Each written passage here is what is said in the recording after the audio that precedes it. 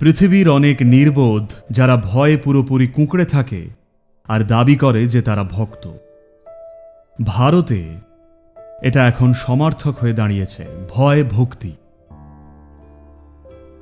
অর্থাৎ তারা যখন ভয় অর্থে ভীতি আর ভক্তি অর্থে শ্রদ্ধা অনুরাগ এই দুটো শব্দ উচ্চারণ করে, তখন এমনভাবে বলে যেন দুটোই এক।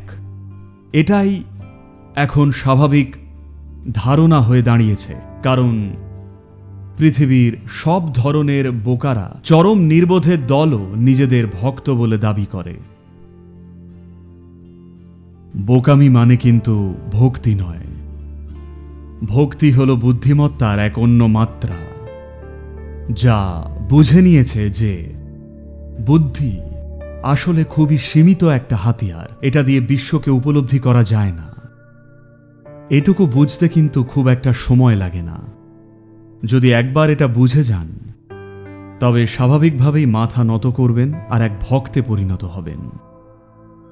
এটা কোনো অভিনয় নয়, এটা হলো আপনার আবর্জনার অনুপস্থিতি, সেটাই ভক্তি।